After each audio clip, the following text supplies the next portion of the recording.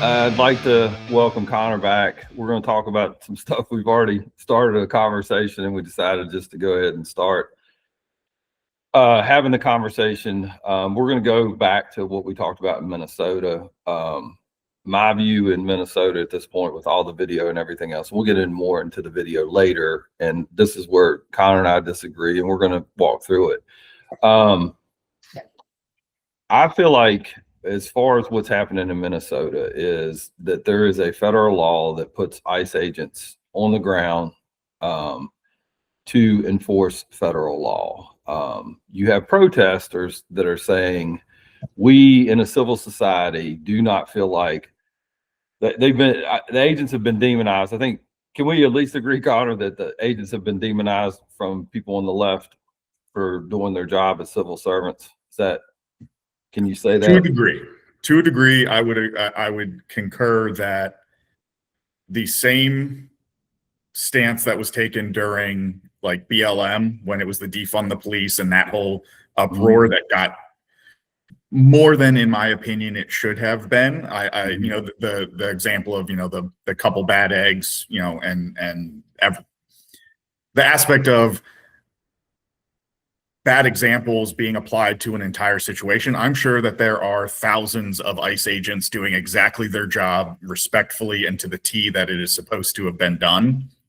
But I also feel that there are examples that can be shown where that is not the case. So what I'm saying is, do you think when the left calls them the Gestapo, and they are the word that was used by the congressman we're gonna talk about was disappearing people, is like what you're saying to me? You're creating an environment that says these people are abducting people without cause, and that is not true. I disagree. Okay, so tell me, in federal code, if you're here illegally and you were picked up and detained for that, why is that disappearing people? No, that's absolutely not disappearing people. If you are here illegally, you are found to be here illegally through proper means of, arrest, detainment, justifiable suspicion, whatever the federal verbiage is. And it's, yep, this dude's illegal. We are going to put him in a detention center and we are going to deport him. Absolutely, that is well within federal code, but that's not. So how is that not being done? Give me an example. So I think, if I may, I think that where we are right now, when we look at what's happening in Minneapolis, when we look at what's happening throughout the nation in regards to the protests and the interference being run by individuals on the left against ICE operations in various towns, cities, and all that, we are looking at it from the perspective of the boots on the ground situation, the people in that town. And for me, where the conversation becomes very difficult is that, like, we're looking at Minneapolis, sorry. We're looking at Minneapolis as if it happened out of nowhere, as if this was just a random, Saturday that happened? But that this is just popped up out of nowhere. There was no pretext, no preamble to any of this. You're talking about the violent encounter that resulted in that lady's death. Correct. No, I'd say there were forces on both sides that carried us to that point. The forces. Well, and I will talk about the forces on the left that put us in that position. You talk about the forces on the right. So where I genuinely feel for ICE officers, Customs and Border Patrol, National Guard, any of these, essentially just people like you and me doing their job, where I genuinely feel for them is that, in my opinion, they're being used as a pawn in a bigger political tete-a-tete struggle, back and forth, whatever you want to call it. You look at, again, so it's what happened in Minneapolis, I feel, is being presented as this happened out of nowhere. She was just getting involved, blah, blah, blah, blah, blah, completely disregarding the buildup that got us here, the buildup over the last 10 months of actions taken by the administration that have added, bits and pieces to this fuel to this fire, waiting for these matches. So give me an example of what the administration has done. So just give me an example of like, what are they doing other than enforcing the law? Well, they're defying judges. We had the incident back in April, May, June, somewhere there, where 273 detainees were sent out of the country on C-130s directly while a federal judge was saying, hey, bring them back. Do not send them out. I am blocking this until we look into it further. And the federal government set them out anyway. Come to find out, 75% of the people on that plane didn't have a violent criminal charge or a criminal charge in the U.S. at all. You look at well, hold on. All right. So let's just talk about that incident. So to me, that backs up the fact of there are judicial remedies to deal with what's going on with ICE. Like if you have an issue, there is a judicial remedy. And so like from my standpoint, I know we've gone back and forth on legal, illegal, and everything else. But like my question is, okay, they didn't have a violent history, but where were they picked up at? And then the second question would be, were they here illegally? Sure, but that's not the point of that example. What I'm saying is that, because yes, you're absolutely right. We can look at the legality of them being here. There have been instances of U.S. citizens being picked up. We can look at that. We're talking about that isolated incident. So tell me. That's my point. Is it's not like when you get all the way to Minneapolis, it's no longer an isolated incident because it is. But again, what you're doing is you're saying this was a bad event. So let's look at the bad event and say why it was a bad event from the. But it's not the event that I'm talking about. I'm saying that the pattern of behavior from the administration has culminated in the left. The event is relevant if we're going to use that as an example of why people are protesting and everything else. Let's see if that event is truthfully what you say it is. If it is, then okay, that's a valid point. So the part of that event that's the relevancy to the protesting is people were being deported or detained and then shipped out of the country legally, illegally, that was the thing. But the event was a federal judge said, hey, stop, bring those people back. We do not know the validity of all of these charges. And the administration said, nope, they're gone. Can't bring them back. Nothing we can do about it. And those people sat outside the country for days and weeks because the administration directly violated a federal judge's ruling to bring them back. That's the issue. That is based on what though? Based on what happened. But you can say, okay, that was illegal. They shouldn't have done that. That's not how the judicial system works. The final authority is going to be the Supreme Court.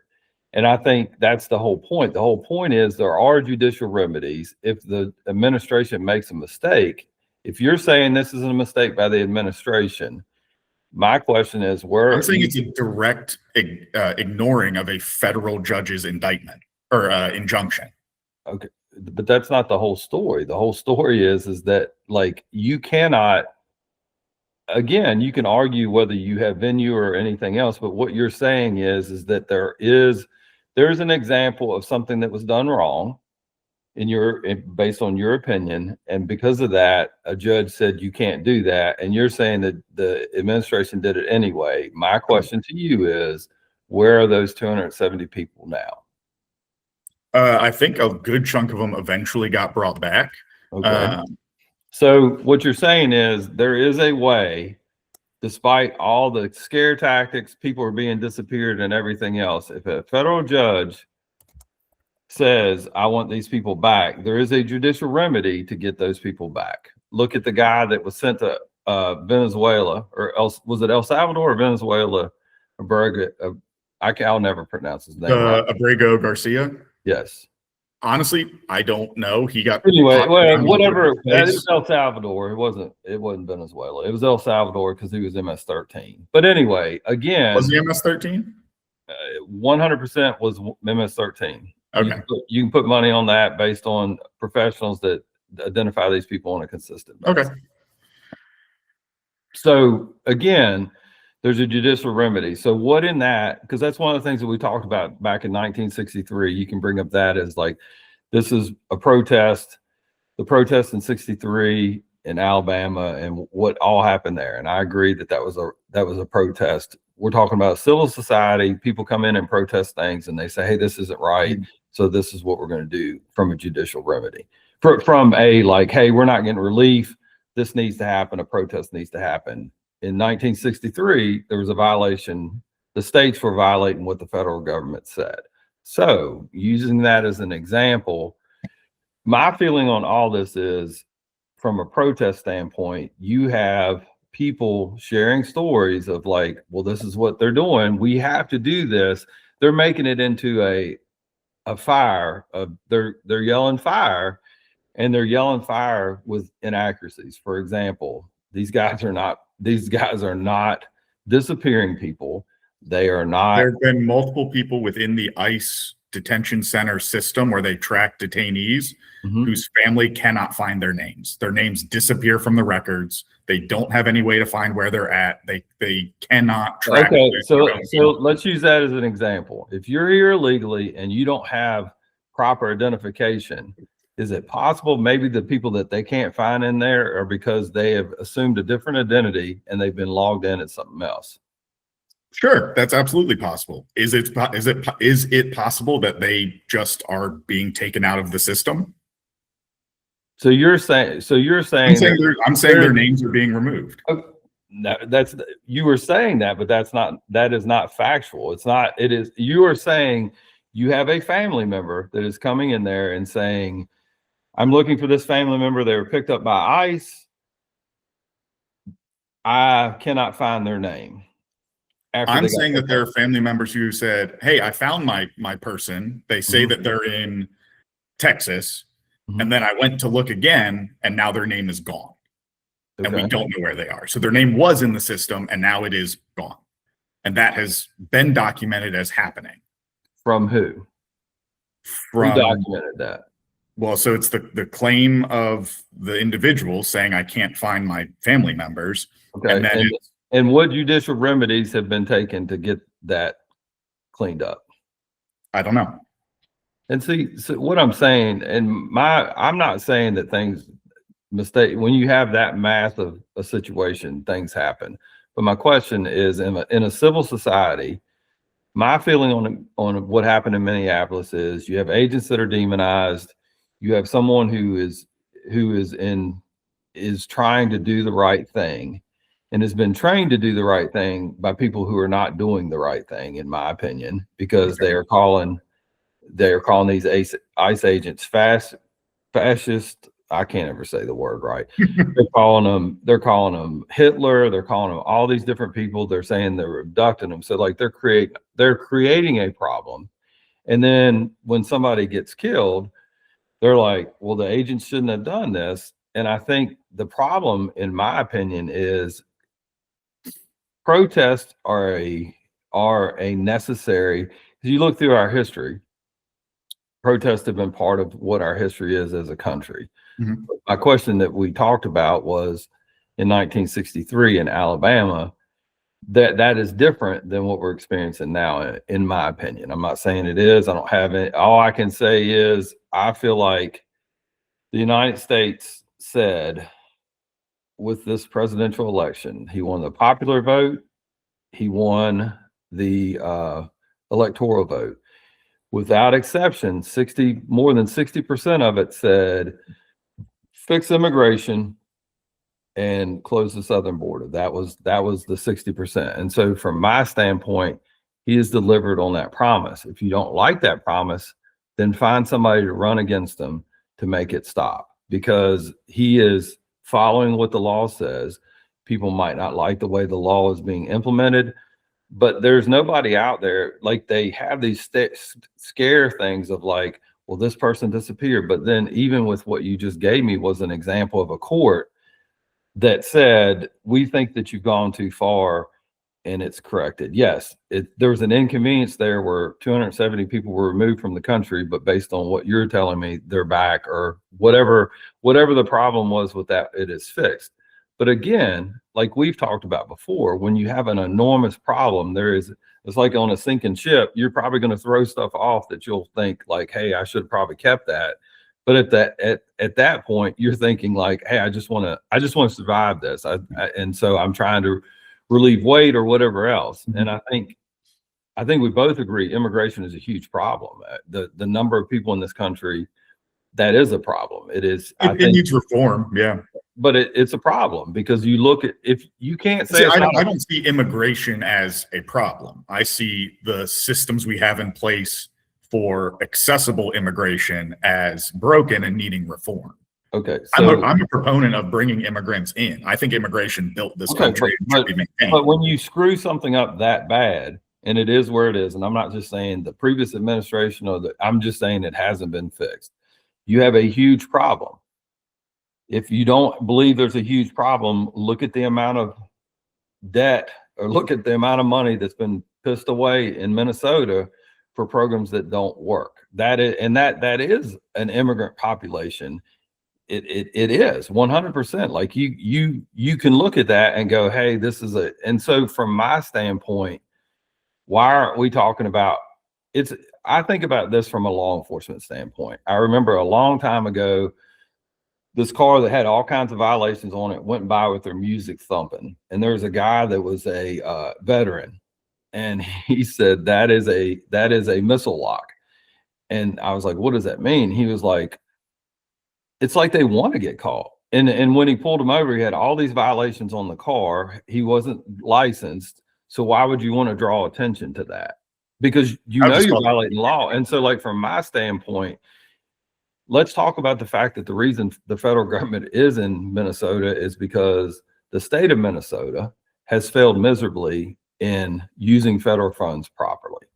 I'm not going to go with the far right talking points of like, well, they did this for votes or they did this for anything else. I think both of us are from a standpoint of, if it works, it's performance based. And I would say, is it safe to say, from your opinion, the system that was created, the safety net that was created in Minnesota, and the way those funds were distributed and everything else, and the amount of fraud that's involved, is that not a failure? It's a failure for security. Yes. For security from what? Security in not in the sense of like locks and bars or whatever, but security in the sense of like a secure process that cannot be manipulated. Because at the end of the day, the programs work when the funding is used the right way with people with good intentions. These aid programs do work. I don't disagree, and that's what bothers me. It's the people that from the left standpoint, why aren't more people saying, I have got needy people in my community that didn't get aid because I've got somebody in Minnesota that made several $100,000, even millions of dollars that they pocketed. Where are the name calling or anything else when it comes to that? Well, I think that it's there. I think it's just one of those situations where. Okay, so while we're talking, I want you to find me one Democrat that's come out and said the state of Minnesota has done a horrible job and they need to be held accountable. That's a tough ask. So anyway, but I feel like you're smart enough to find that out. So like I said, I think one of the things that we were talking about before that I think is very important as we talk about, and you can as you're researching this, I just want to talk about the ICE incident in Minnesota. Is your viewpoint is she's parked in the middle of the road and she wasn't interfering with the ICE operation and all this other stuff. But like, from my standpoint, well, hold on, to clarify that, my stance is that she was parked illegally, so there is justification for questions to be asked. My stance is she was not doing anything that deserved to be shot in the face. No, she did that after she tried to run over the officer, which is what the video showed. I disagree. But you weren't the one holding the cell phone that got hit by the car either. He changed hands. He what? He changed hands. If you watch the video from his perspective, he was holding the phone in his right hand as he's circling around the back of the car. As he's coming up to the driver's side, he swaps to his left so that he has his gun hand free coming around the front of the vehicle. So what you're saying is that it's a good chance again, I think you know who I thought did the best job of describing this is Stephen Smith, the guy that's on ESPN. And one of the things that he said we can't vilify either one of these people because neither one of them wish this would have happened. I'm paraphrasing, I'm not quoting. And he said he doesn't believe the ICE agent, had any ill intent in what they did. It wasn't how they woke up and expected to start that morning. But at the end of the day, one of the things that he did say is like these protests, and that's where I'm at, is like you cannot in a civil society continue to do things and go after people doing their job and say it is okay that I did that because I was outside of what I was. People were making decisions based on what the video show of like, well, she wasn't actually inside the perimeter or anything else, but like having never been part of a situation like that, I feel like that is like me going into the operating room and saying, did you think about, I read on the internet last night, I think you should do this and clamp this off. And the doctor is like, I appreciate your input, but like, you need to back up. And so like in this situation, I do think that like she didn't attract their attention. Like from my standpoint, what the video shows, this is just my opinion. The video shows is an agent is just documenting, hey, this person is interfering with what we're doing. The agent that died, because you hear the victim's wife sitting there saying like, just do this, you can find me later. Yeah, but I'm just saying like, he is not doing any enforcement action. He's not. He's just videoing it, which to me, that's what an observer does. They because they have been demonized. He's like, let me show you what we deal with every day. And he's going around the car. This is my opinion based on. And then the other agents come up and are like, she's got to go. We can't get through. I'm assuming because they get out of their car and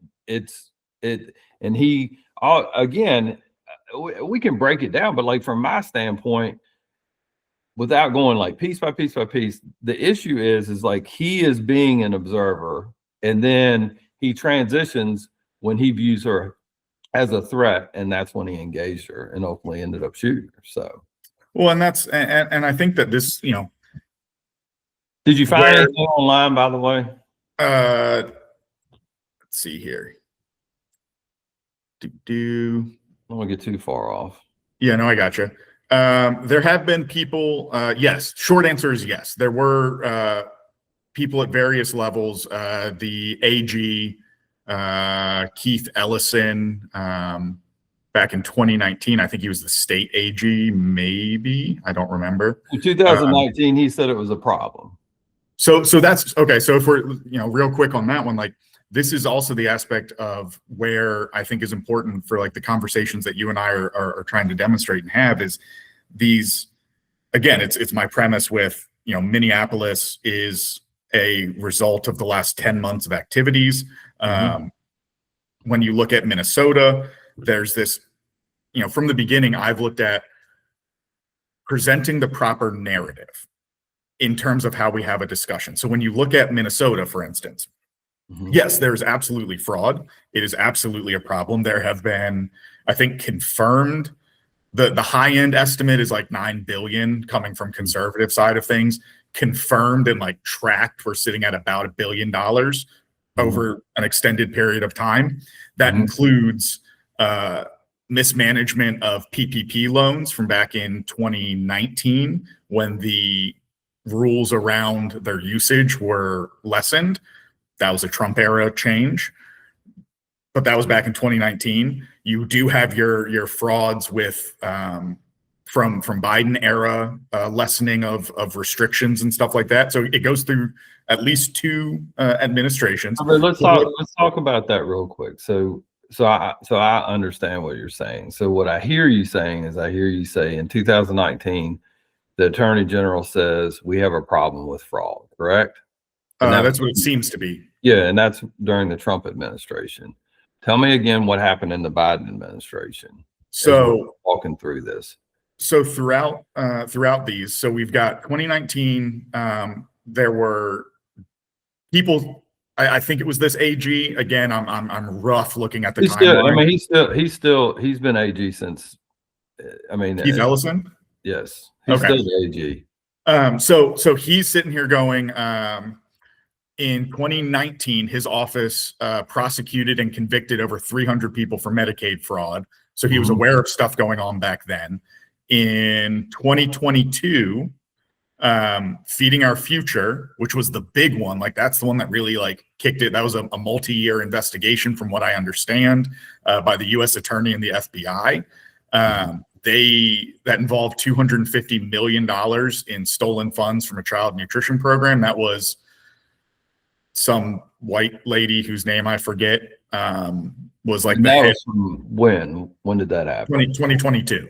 This was Feeding Our Future. So 2019, you have, and I just confirmed, he's been Attorney General since 2019, still sitting. But he says there's a problem, correct? Yes. Or he does an investigation of 300 or so people in 2019. Yes. And so he says it's a problem. 3 years later, we're still saying it's a problem. We're at 200. 3 years later, we have convictions.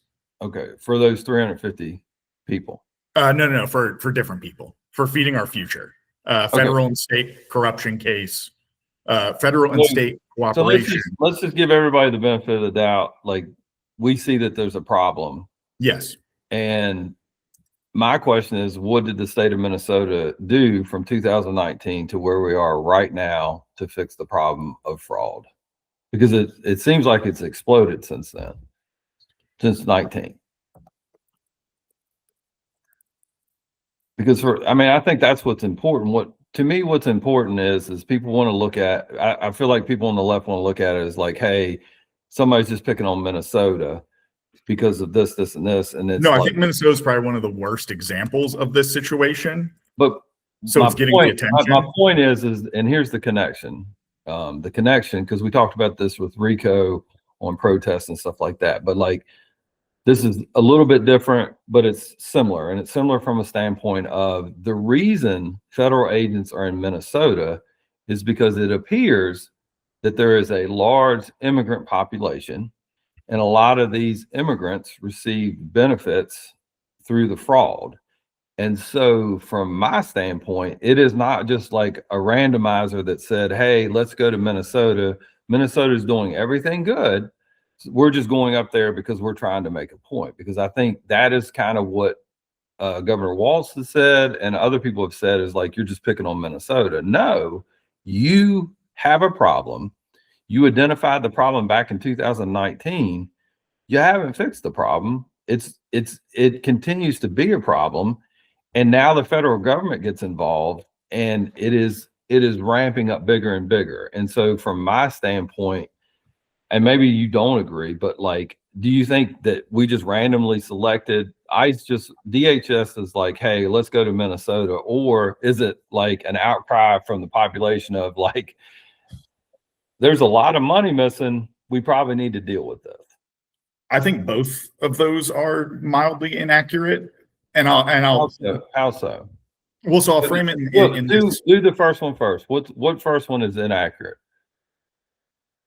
Well, so go through your two, because I was pulling up a thing while you were talking, so I was trying to go. So your 2 points are. So I think it's safe to say that the state of Minnesota has failed in dealing with the fraud that's up there, and it's not random from a standpoint of law enforcement going up there in mass from DHS to deal with the fraud, because I feel like what you're going to find is after the fact is that the federal government's concern in this whole situation is that this money, Somalia is not a friendly country. There's a lot of terrorism going on in Africa. We have special operations and other troops deployed to that area. So I feel like it's almost like a counterterrorism mission. And I think one of the things that I look at is that that's what they're working towards. But again, because of the civil unrest caused by, in my opinion, protesters and people on the left saying, there's nothing to see here. Well, no, there is a ton to see here. You are pissing away money that could be used. The programs that you want, that the social programs that the left is constantly saying, this is what we need. You've pissed away the money. And now, like, to me, it's almost like mama has told you what the rules are. Mama has not fixed it. Daddy's coming home and daddy's coming in there and taking care of business. And so it's not random that these agents are there, because there's a nexus of criminal activity. So I agree that it is not random. I agree that from all reports, it sounds like the state of Minnesota was not acting quickly or efficiently enough. Where I would disagree in the form of a question to you as the law enforcement expertise in this conversation, in this friendship, is that when you're so you're trying to do a drug bust, right? The end result that people see is you and your fellow law enforcement officers made, 10 high profile arrests. You got 20 tons of, or 20 kilos of cocaine off the streets. We see the end result of this big pop of, wow, look what you guys did. Okay. What led up to that? Because my guess is that it was not an investigation you started 1 week prior. There was probably a lot of legwork that got you to that conclusion, correct? Okay. All right. So in this instance, we're looking at what's going on in Minnesota. Okay. And I'm agreeing that the fraud is bad. I'm agreeing that they probably could have done more earlier on to get involved. I'm agreeing that it is not random that these ICE officers have shown up now to start making arrests or more arrests. It's getting federal attention, because it's a good talking point for Trump and his administration to go after walls. This is an easy layup for them in terms of just getting some of that, like, talking point, news, yada yada yada stuff. It's not. It gets him good headlines. Like, that's a whole different part of it that's irrelevant to my point. But it's when you look at the series of events, you've got 2019, you've got 2022. They concluded an investigation into feeding our future and made arrests in that. I want to say up to this point, up until this popped off, 93 people had been arrested in association with these fraud schemes. So over the course of 2019, 2022, 2024, 2025, investigations, stuff was happening. It wasn't just nothing. There were investigations, there were arrests, there were convictions, there were all of this. And now it's culminating because it's getting more attention, it's getting more involvement, it's getting more, it's seeming bigger and like it just suddenly happened, when I think it's fair to look at it and go, has enough been done? Probably not. All right, so here's my question, and maybe you can answer this. My personal opinion is that the previous administration and the state of Minnesota has turned a blind eye to what the activities of people in the Somalian population.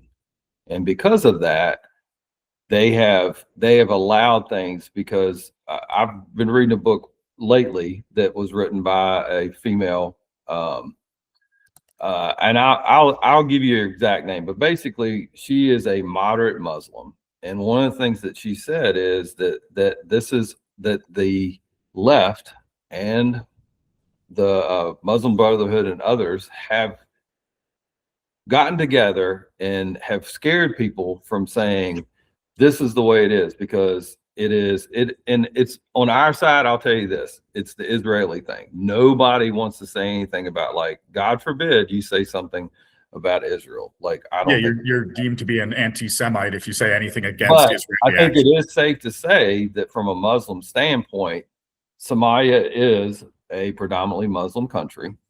The people in Somalia or in Minnesota, it is a predominantly Muslim group of people. I feel like from the Somalian population, I think if you broke down what their decisions were, it would be predominantly Muslim. That isn't like, hey, Muslim bashing or anything else. It is, though, when you create an environment where you're like, hey, these people are protected because they're Muslim, because I don't want to be accused of Islamophobia. Doesn't that, like, the fact, like, on both sides, does that not create part of the problem? In my opinion, it does. Absolutely. Well, and I would say, if you give me just a second, you keep going. I'm going to give you this lady's name. And so I would say to that she's exact point moderate. that you She's made, extremely moderate, and I felt like she was pretty fair about it. The problem is that, and that's one of the things she pointed out in her book is like, hey, they have made it so like they don't even admit that like they don't want people like during the Biden administration and during the Obama administration, they did not want to refer to people that cited Islam as the reason for their negative actions, their terrorist actions. They said you cannot use that word. They are radical. They are radical something. Like you couldn't say they're radical Muslims. You couldn't say they were Islam. They wanted to keep those words out of there. And I think one of the problems with that is it creates an environment where people are afraid, sort of like the transgender and everything else is we're taking things off the table. And if you say anything, it is like, oh, you can't say that. Well, let's just deal with the facts. If the facts are there, then the facts say this is what it is. Let me keep going with what you're going to say. I think to your point just now that there has been, and it's been pushed from my side, there has been a pendulum where there is such a worry about being accused of being homophobic, transphobic, racist, anti-Semitic, anti-Muslim, or Islamophobic, that in investigations and in these moments, like people take more time to make sure that all their T's are dotted, all their T's are crossed, all their I's are dotted. I got you. Because God forbid you arrest someone, you're like, oh well, it's because he was black. It's like, well, yeah, no, not necessarily. So real quick, not to interrupt you, but Yeah. the name of the book is called The Woke Army, and it's Azra, and I'm probably masking her name, and I apologize for it. It's Azra Nomani. And it is a book, and it's a great book. And one of the things she talks about is I feel like she is more like you from a standpoint of like, hey, let's have a honest conversation. Let's not sit there. Let's admit that people on the side of Islam are saying like, hey, you need to. There are people that interpret Islam in a strict sense, and some of the countries that are like that, like Iran and other countries, they are so strict in their interpretation, they do suppress the will of women. They do, and all that, and that's what I struggle with the most is that people on the left will not say that's wrong. Like you can't pick for me, and that's the example of from my standpoint is the story that I had from Fox News, and I'll give you the guy's name, is that this guy comes and says that what's the headline of that news article? I'm trying hold on.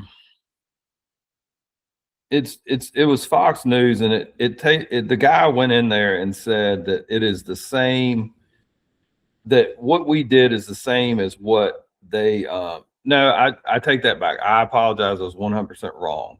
It is not. It is the Democratic National Committee chair compares U.S. to Iran. This guy's name is DNC Chair Ken Martin compared the U.S. to Iran in several social media posts Sunday, claiming both countries are guilty of killing protesters. That is the guy that is the face of the Democratic Party as it relates to stuff that you're running on. His name is Ken Martin. Yeah, no, I got that. Where was the article? He made the post. You can go to that, but the article was on Fox News. Democratic committee chair compares U.S. to Iran, claims both are killing protesters. And this is what he said. He said he made his first comparison on X, expressing support for both protesters in the U.S. and Iran for rising up against systems that wield violence without accountability. And my problem with that is there is accountability. You just described the accountability. You felt like the administration went too far. A federal judge agreed with it, and they said those 275 people came back. So I have a problem with that. I have a problem with somebody that's in charge of the Democratic Party saying, hey, I just want to let you know that these are the same. They're not the same. Iran is an oppressive regime that kills homosexuals. There's no freedom in Iran. That's why these people are protesting. And to compare freedom protesters to a group of people that are protesting what they believe is going wrong in a civil society that gives you other options besides protesting, you stick yourself in the middle of an ICE operation. Granted, I defer to the part of, from my standpoint, what happened in that ICE raid was somebody that was pushed towards it, who probably, if they had it, obviously if they had it to do over, they would have gone home to their children. But that isn't going to happen. But again, you've got people stirring people up on both sides with stuff that's not accurate. And that's my problem. My problem is you have the DNC chairman saying that these are the same. And there's nothing in it, unless you can tell me something that you think is the same. Is there anything on your side that says, hey, these protests are similar? And this is what let me give you this last quote is before you answer. He says, quote, from Tehran to my birthplace of Minnesota, people are rising up against systems that wield violence without accountability. In Iran, brave protesters confront a far-right theocratic regime. Far-right, not... I mean, it is right in the sense of conservative. Like, it is very conservative over there. Not like our conservative, but like it's... But I mean, that's to me, I don't disagree, but they're the far right over there are people that are executing and saying like, hey, you're going to follow Muslim law, Sharia law, and all those different things. And those are the very people that your side, I feel like on the right side, on the side of the right, we are willing to listen to moderate Muslims and people that aren't like, flying into towers and stuff like that and creating havoc like that. But again, I think it's really, I just wonder, but fairness, let's talk about fairness. So fairness is, for me, it's also having an honest conversation of, have we given kind of like a blind hand to some of the stuff Israel's done? Yes. But again, at least the right admits that. I don't think the left admits like, hey, we are one with a group of people who deny September 11th happened. We have, all the different left things. Deny that September 11th happened? Say again? Does the left deny that September 11th happened? No, I said that you associate with people that say that. Okay. And the right associates with people that say the Holocaust didn't happen. Okay, but what I'm saying is, so this is my thing. So like where I think a lot of times these conversations I feel like both sides say the Holocaust didn't happen. There are lunatics out there that say it didn't happen. But what I'm saying is that some of the very people that were involved in Somalia, the very people that are funding things, CARE and all these different Muslim organizations, like from my standpoint, these Muslim organizations are dealing more with the left. You look at Omar, she's from Minnesota, correct? I believe so, yeah. Yeah, and who funded her? It was funded by the group that has ties to the terrorists from September 11th. So do we know that for certain? That's what that girl wrote in her book. I mean, that's her research, and she's a Wall Street Journal investigative reporter that clearly showed connections between I can't remember the exact name of it. I think it's Muslim Brotherhood, but that the people that started all that is connected. One of the hijackers was connected to that mosque and to that group of people. So where I think unfortunately a lot of these types of conversations can devolve quickly is when you are in a situation that you're trying to make that very bad. Like, I'm not going to argue that you are incorrect because I don't know, but I'm going to take your word for it on this one, that the organization that funded Omar's campaign or contributed to Omar's campaign also has contributed to other stuff that we would be very against, like terrorist cells or terrorist organizations. I'm not trying to say the left is the only one that has connections with people that they would not to. What I'm saying is it's hypocritical to, in my opinion, to say,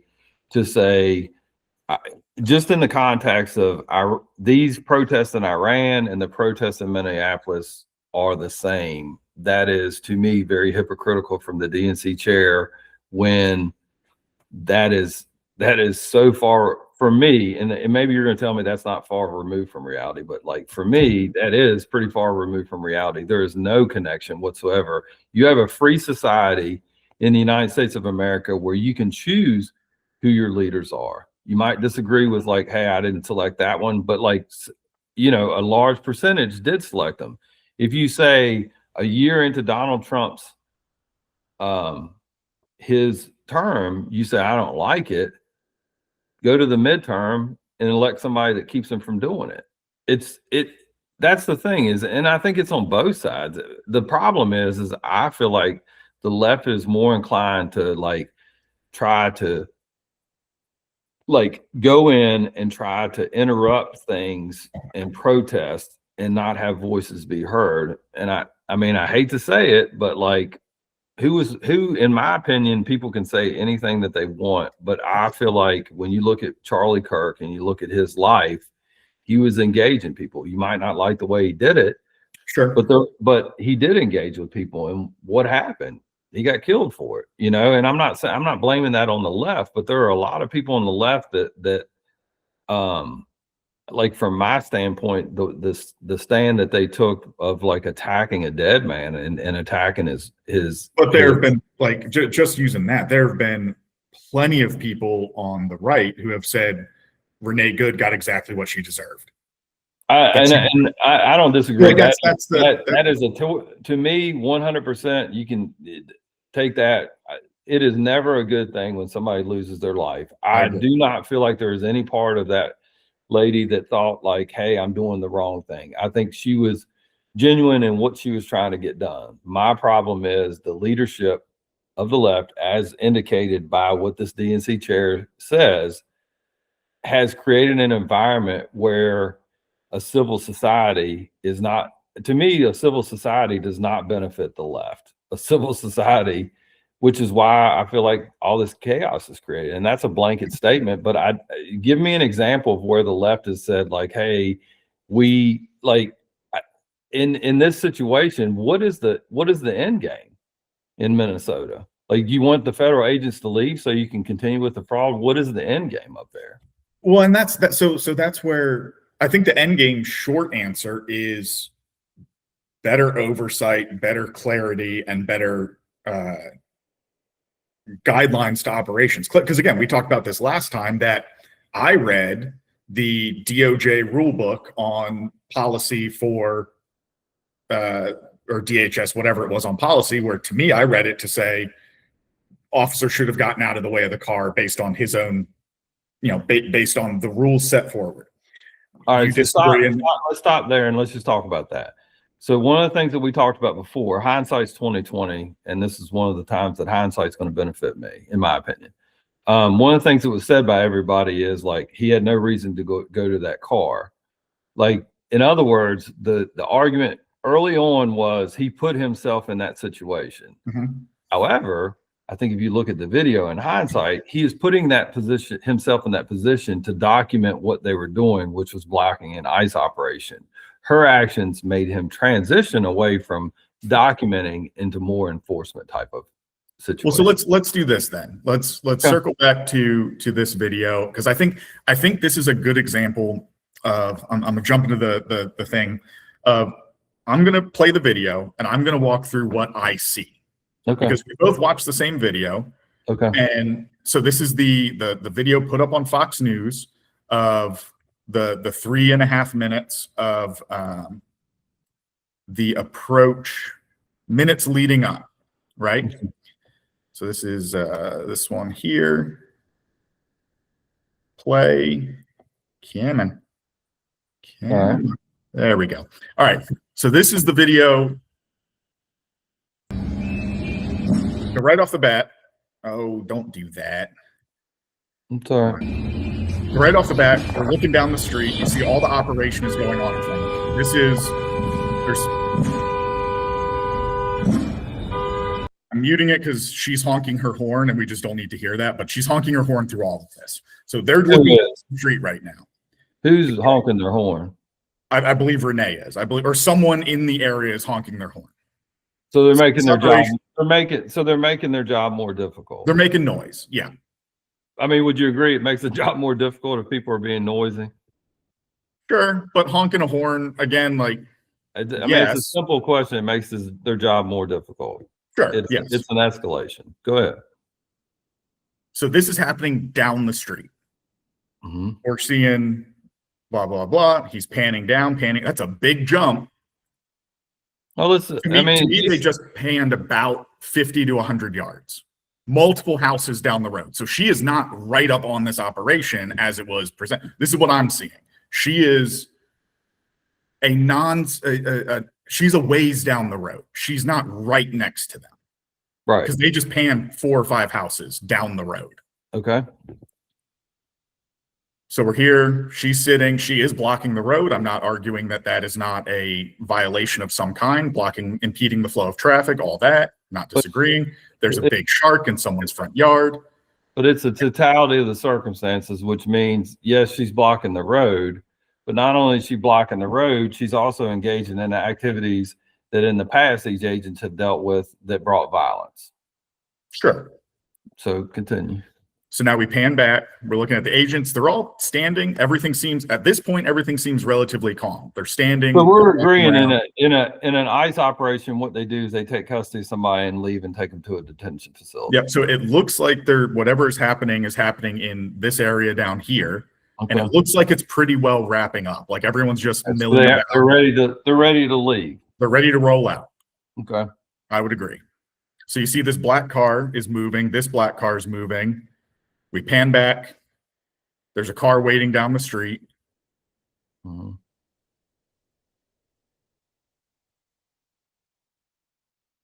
This is an ICE vehicle. Vehicle. I think that black car that just drove by, this SUV that's driving by, ICE vehicles. Okay. So as you're looking, so this guy comes by right here, drives in front of Renee. This black car is going in front of Renee. You can tell because they're on that side of the street. They're on the clear side of the street. Mm-hmm. So they're all working to exfiltrate, to use a term. There's the pickup truck that ends up rolling up on her. It's still well down the road. Mm-hmm. Some dude just got out of this vehicle. This guy. Mm-hmm. She's still. There aren't even to her yet. There are no ICE agents around her right now. No, but she's blocking. They're down the street, 3 houses. Blocking.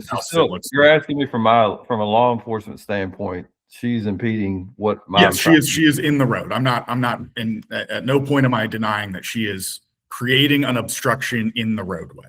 Mm-hmm. So as we're going here. Mm-hmm. All right. So here's this vehicle here is the one that the dude, if I understand this video, this is the vehicle that the officer that ends up shooting her gets out of. Okay. He goes. All right. Hold on just a second. You want my analysis?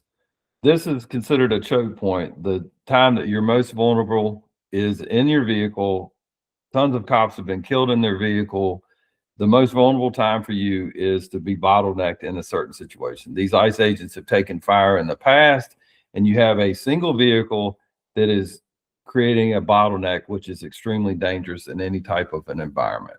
Continue. Fair enough. I don't argue that point with you. Okay. So he goes. So this truck goes around behind. Look, you've got black car here going in front of Renee.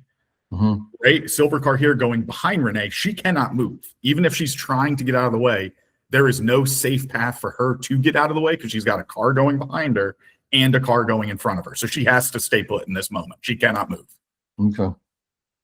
Car goes in front. That other car is still going behind. So even as we see, even as we see this sedan trying to leave, she still can't move because that SUV, that goldish, silverish SUV, is currently behind her. Okay. White SUV leaving, black car leaving, another black car leaving, the pickup truck's working its way down the road. So all of these ICE vehicles are trying to leave. You now have her blocked here. That's That's not blocked. They're No, trying to I'm saying that SUV is back to her passenger rear. right. And like right now, all she has to do is drive forward and leave. That's Correct. all she has But to there do. are multiple vehicles moving towards her. All she has to do is pull forward and leave. That's all. You got a bottleneck of people. You're leaving from a situation. You're in a choke point, and you've got to move out of it. Correct. I don't disagree. Where's the pickup's right there, coming up there. Yep. So she's sitting, Again, she's trying to back up. again. So right as we pull up to that, right as we get to that, she is, hold on, go back 10 seconds. So watch as we cut back, she is backing up to seem, in my opinion, to seem to be getting out of the way. She's backing up right there, adjusting. Someone's talking to her. She waves this guy by. This white car goes by, so she can't leave. She's now backed up. She goes to try and pull away. She moved, waved this car through because they moved. She waves this truck because just now what I saw was she was trying to move and two cars cut her off. Two cars drove in front of her, so she could not pull away without hitting them. So she waved them through. She then thinks, in my opinion, that this truck is probably going to do the same thing the two other officer vehicles just did while she was trying to leave. So she's waving him through as well. At this point, we are now caught up to the videos that we saw from the officer and from the close-up perspectives of these guys now getting out and approaching. She backs up, and now we're back to where we were. So what I saw in that video was, again, not disagreeing that she was impeding the flow of traffic. I totally get what you're saying about the choke point, not disagreeing with that either. But what I also saw was multiple officers going both in front of and behind her vehicle, limiting her ability to safely move. I saw multiple vehicles go in front of her, and as she's trying to leave, and she's waving them through because she's also trying to pull out. So where I look at this and I go, my perspective, what I feel the missed points in this conversation is she in the wrong for being where she is or creating a situation? Arguably, yes. I'm not going to disagree. She's blocking the flow of traffic. She's all that stuff. But to sit and say, like, what I think is also missed is she does attempt to leave. There are other reasons why she was there longer than she needed to be because multiple vehicles drive in front of her. So I'm going to stop you there. And one of the things that close-up video shows is she wasn't trying to leave because her passenger had got out of the vehicle to start filming ice. Yeah, she had let her out a while before. Not a while before. When the officer gets out of that SUV and starts filming, that's when her wife gets out of the car. Her wife was already out at that moment. Go back to the video. They get out almost at the wife is out of the car, so she's not trying to leave. She has every opportunity to leave before all that happens. The wife gets out of the car, and then they start going back and forth with the officer that's filming it. It might not be immediately, but it's seconds between the time the wife gets out of the car and the agent gets out of his truck. The one that the pickup truck people, the other truck, the SUV. What I see from this, in my opinion, from a law enforcement standpoint, is she pushed past where she should have been over and over and over again. And finally they said, that's it. You're going to jail. They approach her and she's like, no, I'm not going to jail. And she tries to leave. I don't disagree. She made a bad decision. I mean, I think the decision that she made, it was one that was made out of chaos and out of panic and everything else. I mean, the fact she was leaving the way she was leaving, spinning wheels and everything else, is an indication of her mind wasn't in the right place because she had just left her wife on the side of the road and having, and so, like, from my standpoint, the problem in it is that it wasn't an example of like, hey, I'm just trying to leave, when I think a reasonable ICE agent would believe like these people are not leaving. You now have a pedestrian that got out of that vehicle that's walking around. We don't know what they're doing. And again, like, this is not an environment where these agents are feeling secure, because like Minneapolis, the police department, who would normally deal with these people and say, hey, you need to move on, they are forcing people that have been identified by the left as these are the Gestapo, they disappear people and everything else, and give people the idea like, hey, you don't have to listen to ICE because they're part of the Trump agenda and everything else, which is bullshit. Like, no, you do have to listen to them. And if you don't listen to, like, obviously, like in a perfect world, the police department would step up and say, hey, we will provide a safe area for you to conduct your operations. We will have those interactions with those people, but ICE agents should not have to worry about their perimeter and actually where they're executing their operation, but they do. They're having to do all of it themselves. And therein lies the problem, particularly when you have an environment, in my opinion, where people have already said these people are bad, these people are Nazis, these people are this, and that's not who these people are. So anyway, I mean, we can talk more about that video. Anything else you want to wrap up with? I think it does have two different views on things. My biggest issue in this whole situation is we have a civil society. And if everybody one day decides, hey, I'm not going to pay attention to what the laws of the road are, it creates chaos. And I feel like the people that are protesting are not protesting trying to make changes. I feel like they are trying to interrupt what they feel like is an unlawful thing. The difference between that and past protests is there was actually a law involved. This isn't a law, and there's no recourse without the law, because you pointed out some people got erroneously kicked out of the country. A judge intervened and they were brought back.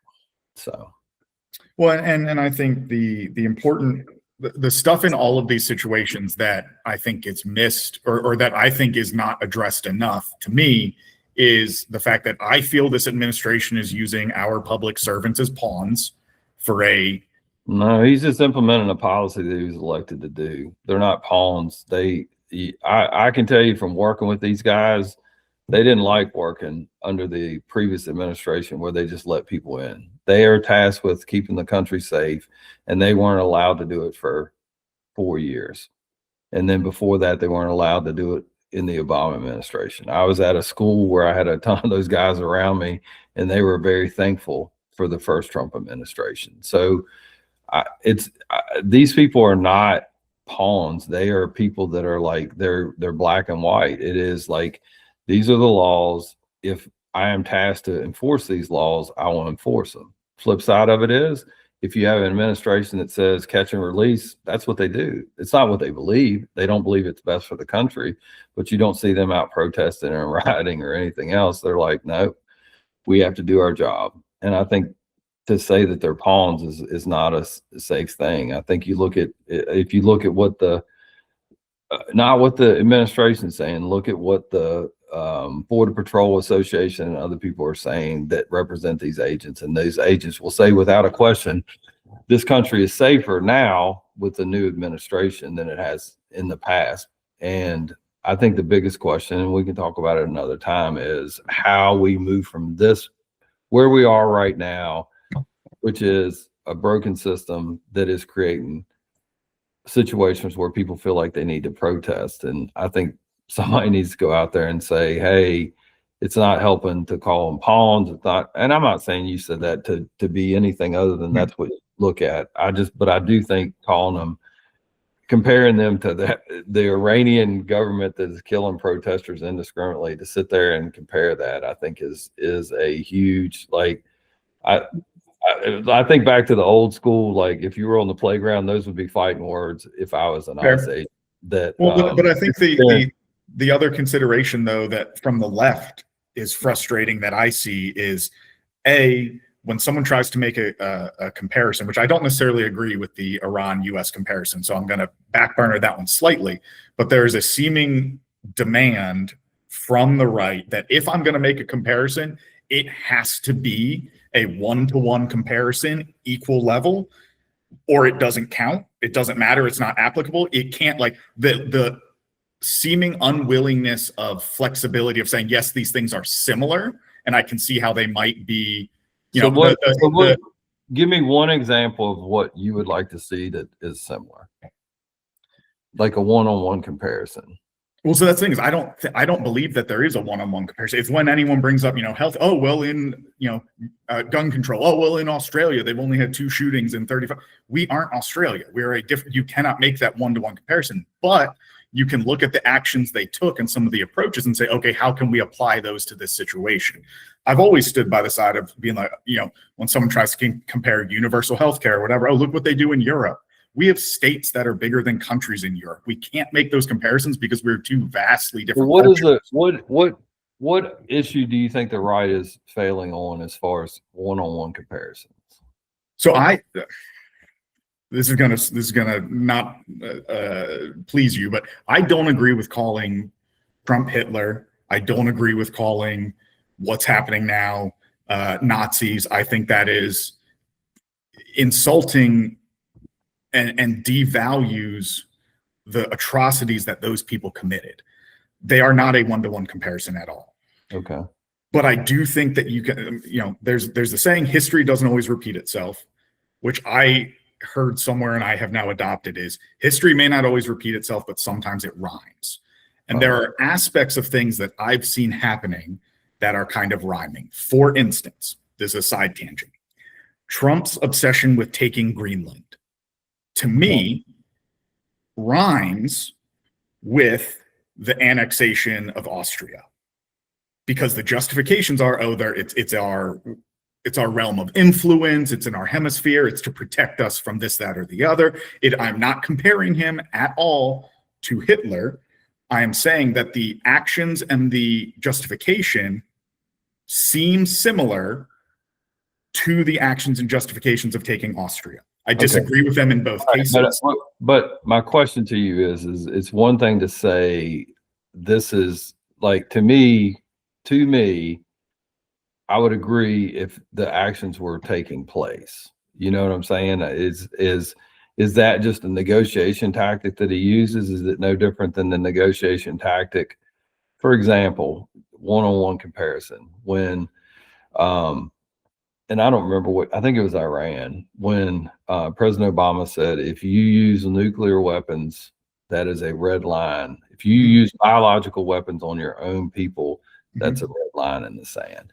And that's what Obama said. They still used them, but I do think that like from a one-on-one comparison is those are words. And in the same way, and he took actions, moved resources and everything else. I would agree if we take overt actions, and again, it's checks and balances. Right there is exactly.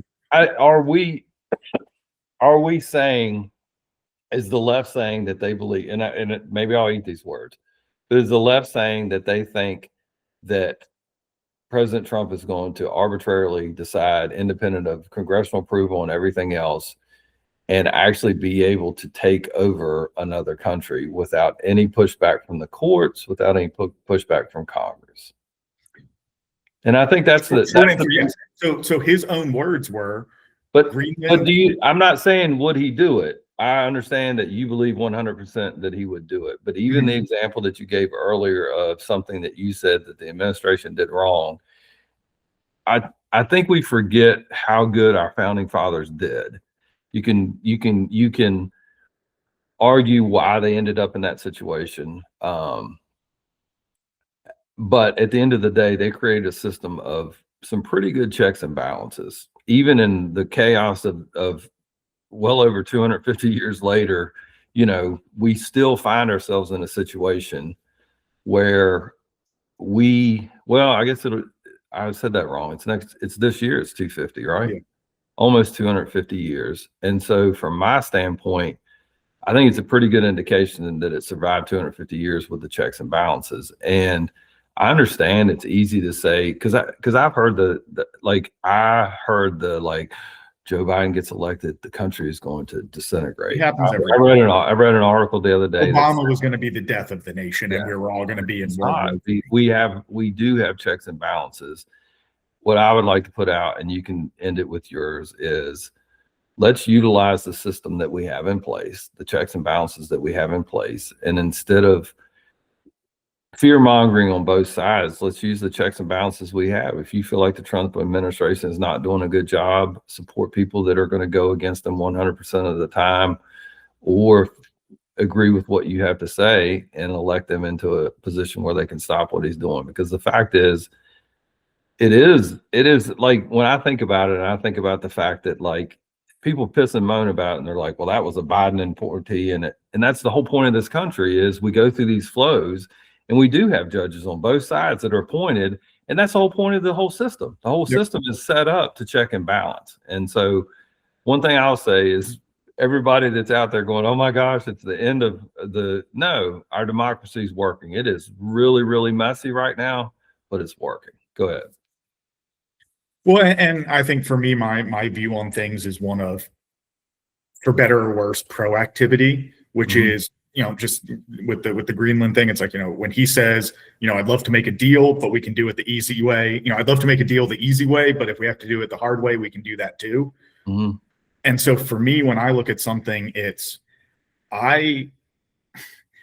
if all your buddies are telling you, hey, that girl you're going out on a date with, like, she's got some red flags, right? Maybe walk away from this one. And then you still choose to date her, and then she burns all your clothes on the lawn.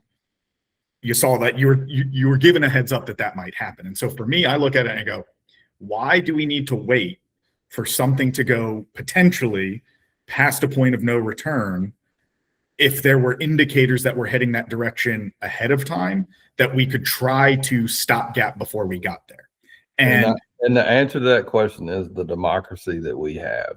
A duly elected president, elected by a majority of the population, and the electoral board, the electoral Congress, or whatever it's called, the electoral college, Congress college.